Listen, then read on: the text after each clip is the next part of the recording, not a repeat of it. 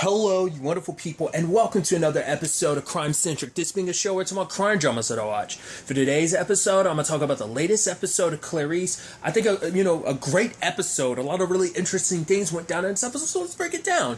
What I thought was kind of fascinating is, first and foremost, I love that obviously we're getting Julia helping the team, figure this whole situation out.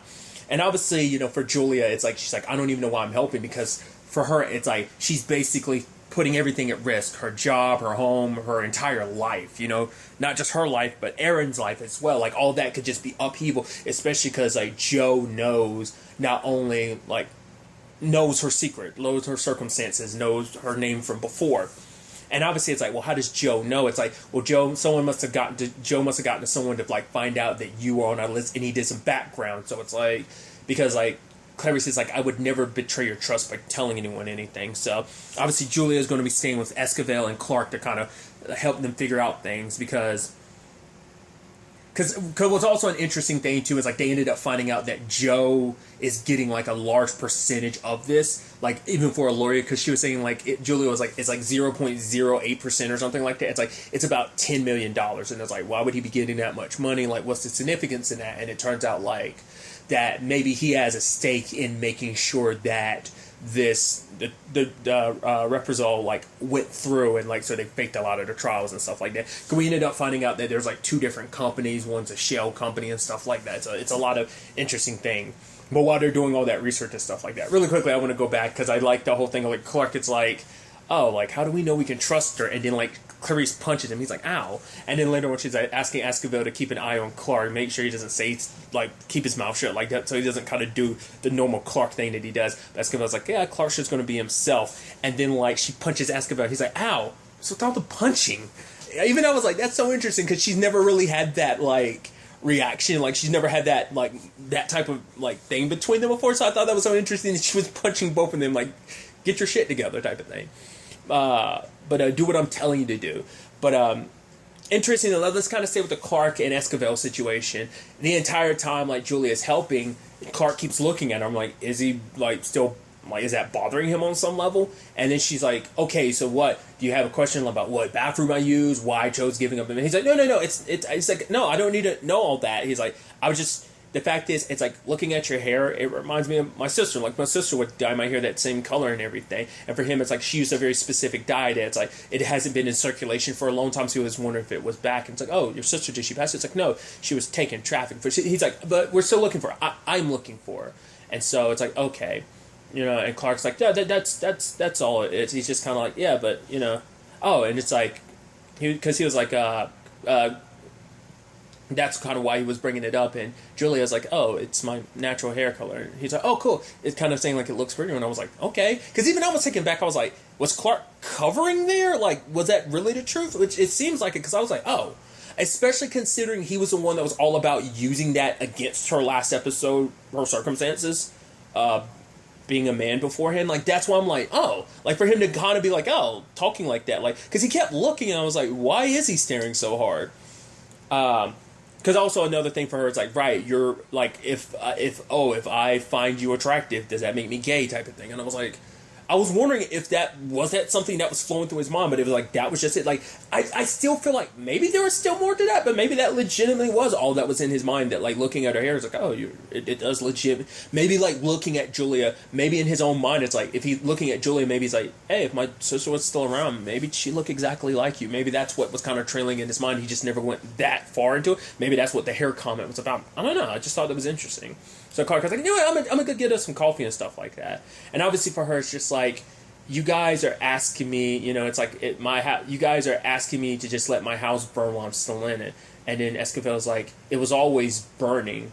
It was already burning before you even walked in, because all of this was already happening before she got the job, before she got this life and everything. And so later on, she's hanging out with her friends and Aaron, and obviously, like, Esquivel and Clark call her from outside, and it's like, no. We didn't want to. We saw that you have friends and people over, so we didn't want to bust up your situation. So fact is, it's like, but we are going to need you to kind of go look for some more, because we're on the verge of being able to do something legally, but we still need more. And she's like, you're asking me to kind of put everything in danger. And then Clark's like, at the end of the day, you have to make that choice. He's like, because like the last person he asked for help, put in a very compromised position, ended up dead because of it. So he doesn't want the same thing to happen to, Julia. So it's like, hey, if you decide to do this, that's fine. But if you decide not to, it's understandable. Just go back to living your life, and we'll kind of find something our own way. So, and Esco is like, do you think she'll do it? And for him, it's like,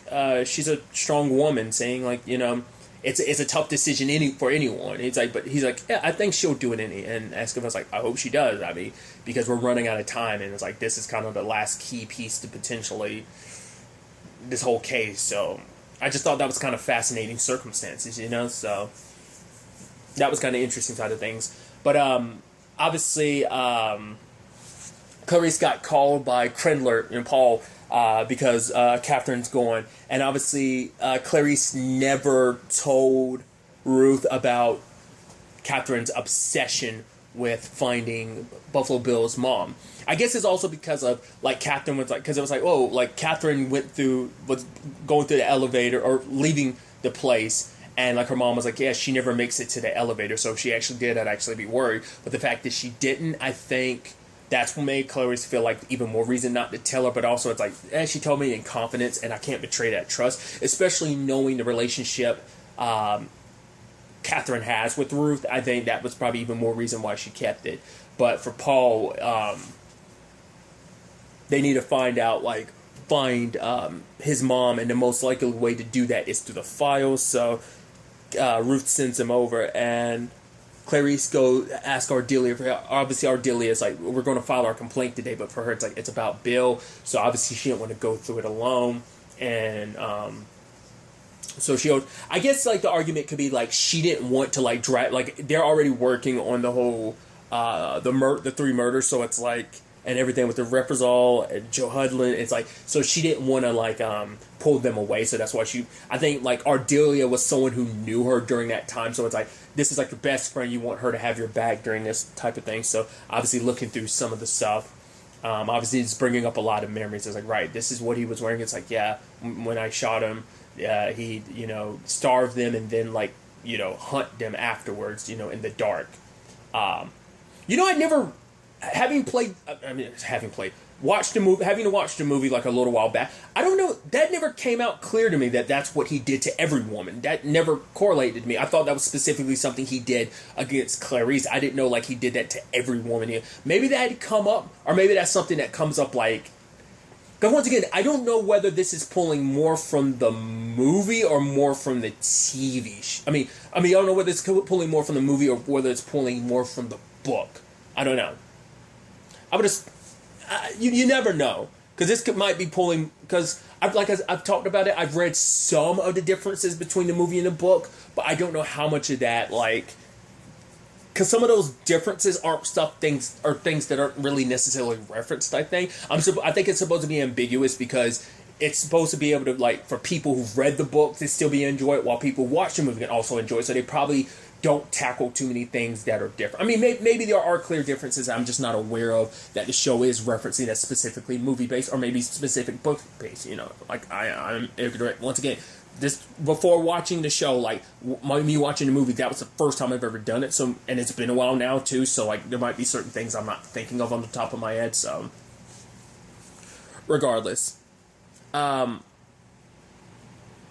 But also, like, there's all these film reels and stuff like that, and they're like, oh, they're stuff of his mom, and it's like, obviously, like, he idolized, in fact, fetishized his mom, and we found out, like, because I don't remember this coming up during the movie, because this seems like, maybe, I don't know, it's a whole thing about, like, right, some of that seems like it's stuff that probably came up after they found out who Buffalo Bill is, not, like, so it's like the fact is that his mom gave him up for adoption when he was, not for adoption, like, he was he wasn't given up, he was taken away from, and because for Clarice, it's like she started bringing parallels between her and Buffalo Bill, which Ardelia was like, no, you're not the same. It's like, right, he was taken away, I was given away.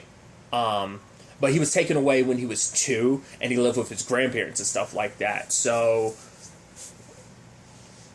I don't, like I said, from the movie, I don't remember that. Like I said, I feel like that was, like, post him getting found, like discovering his identity and everything. So, but obviously they ultimately end up finding out his mother's location and everything. So Ardelia goes and deals with the complaint they're filing, and obviously Ardelia didn't want her going because it's like, you're not responsible for Catherine. Catherine's well off enough to have like all the resources necessary. It's like, you don't have to carry this anymore. You know, all this Buffalo Bill stuff's like, you don't have to carry it anymore. So, and kind of wishes, you know, Ardelia wishes her luck and she wishes Ardelia luck. So obviously she's up telling Paul, like, let's not bring in the cops, because if we do, this has to be on me. Like, I'm a trained FBI agent. I can solve this without issue, because we don't want things to end badly for Catherine, nor, like, you know, James, aka Buffalo Bill's mom.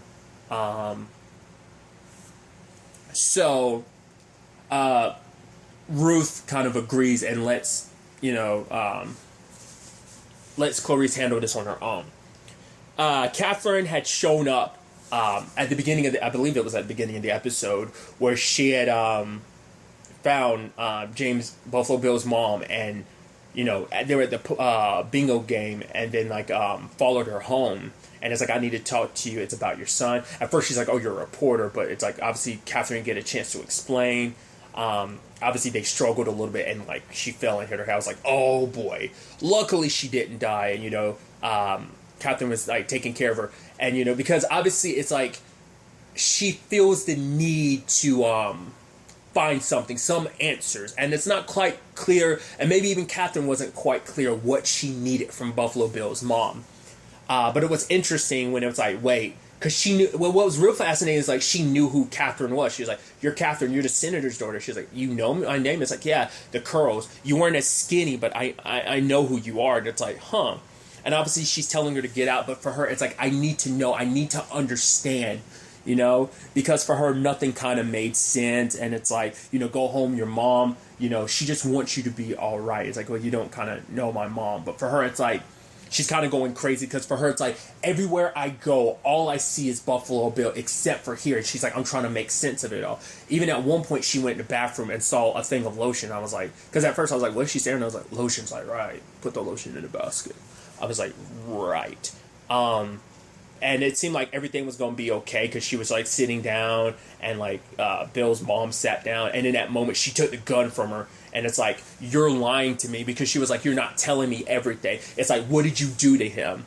And I thought that was such and I also love how they cut back and forth between this and Paul and Ruth, because it's similar conversations in certain regards, because Paul is kind of chastising Ruth for doing what she did, because it's like, you're putting Clarice in this position again, like, you're so desperate to save your daughter. It's like, you made a deal with a psychopath. 2 good cops got mutilated and just they're dead, their faces and everything. Then a paramedic, like, who knows how much death we caused by us doing what we did. Because she was saying, like, Paul, you were just a part of it. He's like, yes. And the fact of the matter is, we made a mistake doing what we did, And so do you ever think about, like, the death, Because also, like, let's not forget, Hannibal's still out there doing his thing. It's like, so any other deaths out there is like, that's on us, because we set this in motion, doing everything to get your daughter back. And so Paul, Ruth talks about the fact is that she felt like she was never the right mother for Catherine. It's like, she talked about the fact is Catherine was like very like loud and fussy, but so loving. She loved intensely. It's like, and like the fact is she laughed in her sleep, and she's like, this girl, like, I don't know where she came from, but Ruth is like, I want to take care of it, in the sense that, like, I can't believe this is my child, that, it's just, I don't know how, like, the world works that I ended up having a child like this. But for her, it's like, no matter what I did, and I'm not quite sure she was talking specifically post-Bill or pre-Bill, the whole thing about no matter what I did, it was never good. Like, it was always a mistake. Like, it just made Catherine hate me more. I don't know if that was, like, before or after. I feel like it's probably after. Because for her, she feels like I'm not a good enough mother. Like, the fact is that no matter what I did, it never felt like it was right. And Paul talks about your intentions are what kind of mattered. And sometimes the whole situation kind of makes you wonder, it's like, with the pain, nights like this, Ruth is like, whether we should have had kids at all. And it's like, that's a complicated thing. But like I said, just that conversation is so interesting. Because even Catherine admitted, like, yeah, she thinks about those cops. And, it's just in their faces. It's like, just everything she's trying to do, like in her own way, doesn't always come off right, but like everything she has ever done has been for her daughter because she does love her daughter very much, you know? And so, once again, at the same time, we're having that conversation between Catherine and Bill's mom. Because Catherine's trying to understand how he ended up the way he did. And it's like, I drank. It's like, what did you do? Did you hit him or something? Like, why did they take him away? It's like, they took him away because I drank. Obviously, you also have the complicated thing of, like, obviously, Clarice showed up, but she saw the blood and left because she knew, like, she knew she would have to, and I guess she parked her car nearby after she left and just kind of snuck back in. And so, and it's like, well, hey, this is the bitch who killed your son. And obviously she's not leaving there until she can get answers.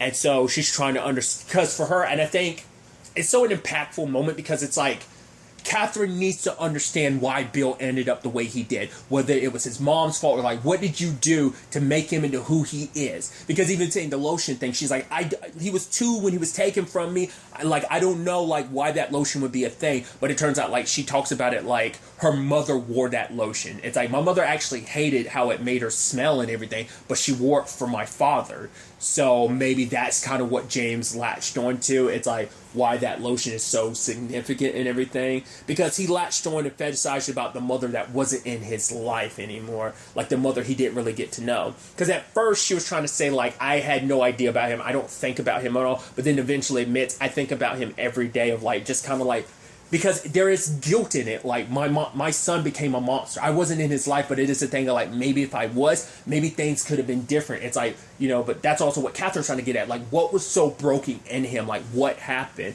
And it's like, she had no interactions with her son. Like, so she had no part to play in it. He was young. Because the reason why he got taken was like, she took some cough syrup that she was trying to make him quiet. And she ended up leaving him on the bus and ended up going to jail for child neglect for like 3 months. So, ultimately, it turns into this thing where we end up finding out James ended up killing his grandparents at 12.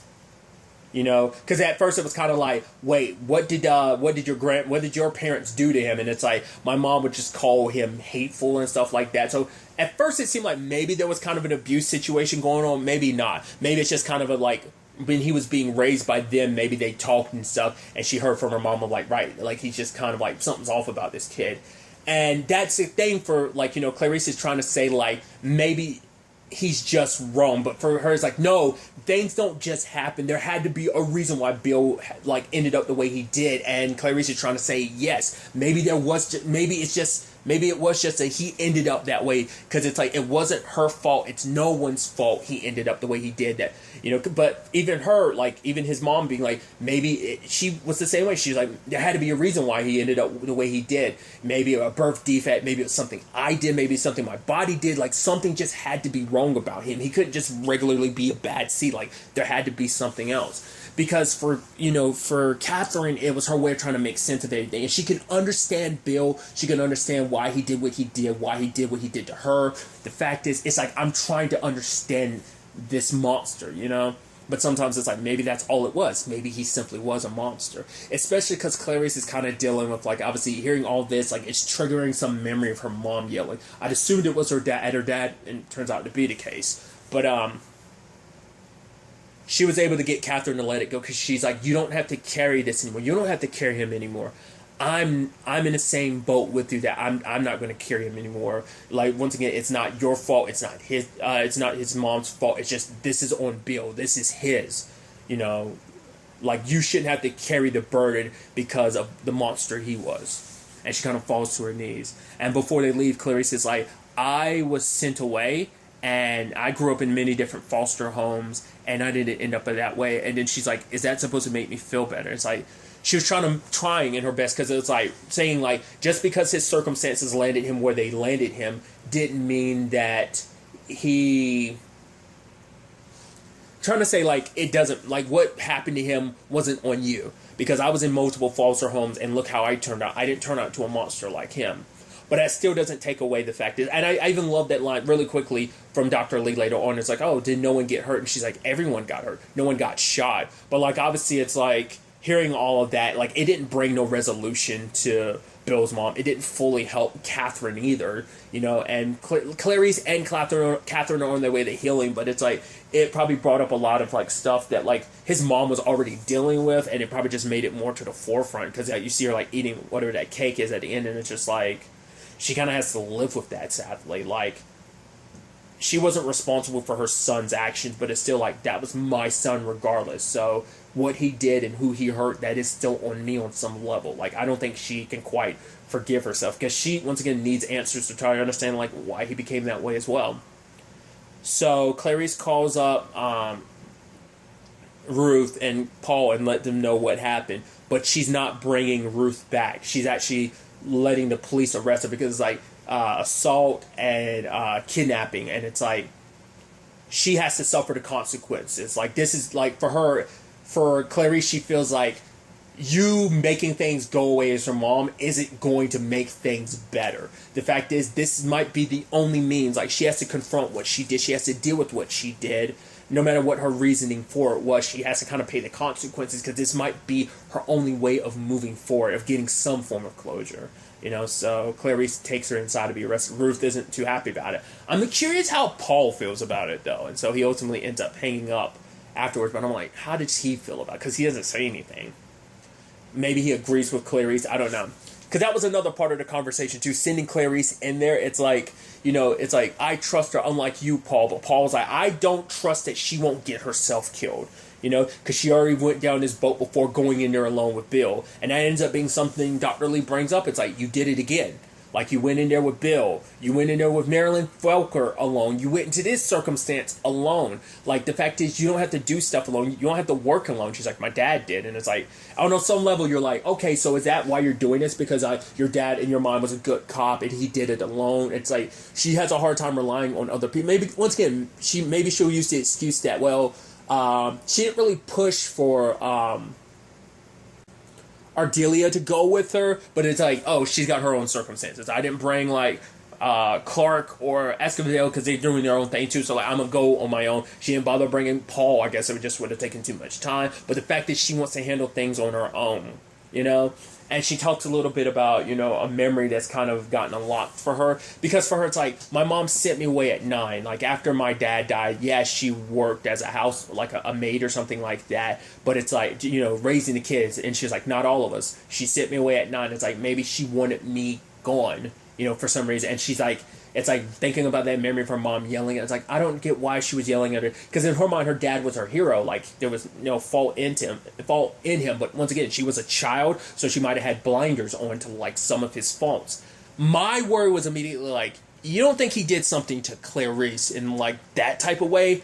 I was like, you don't think that's what she was? But then, like, if that was the case, why would she be okay with Clarice, like, going with him, like, picking her up and just like, oh, you're going to go with me? And she's like, she's smiling because she's like, yeah, we went for Coke floats, and it's like the best night ever. Because she had told that story to Ardelia a little bit. It's like, it was like the night before her dad had died or something like that. And I'm like, so for her, but it's like, thinking back on it, she's like, I remember something else. And then she's like, there's 3 men, I can't really see their face under some lights. And then now Dr. Lee's asking her, like, Clarice, like, are you sure you're remembering the full story? Like, maybe you're starting to remember that things weren't what they were. Like, basically, maybe to block some form of trauma, which, you know, whatever this, everything is, there's a core trauma to all of this associated with her dad, and maybe it's like, whatever it is, she's blocking it because she wants to preserve, like, the memory of her dad being a good guy, but maybe he was not the best person. Maybe he was a cop that had some shady dealings, and maybe her mom found out about it. Maybe, like, she sent Clarice away because it's like, nah, like, you're better off away from all of this. I don't want you mixed up in whatever this is, because maybe something her dad did and her being with him made her complicit. Maybe that's it. Or maybe it's just like I said, it could just be a thing of she didn't want to see Clarice anymore because it was a reminder of, like, him. Like, maybe it's like, oh, he was... Because we don't know what the rest of her siblings' relationship was like with their dad, but it's like, I guess her being the oldest and everything, like, she was the oldest, right? So, like, maybe her relationship with their dad just... it rubbed their mom the wrong way because it's like, oh, he was daddy's little girl. So, I don't know. Like I said, I hope it wasn't like something like effed up funny business type of things.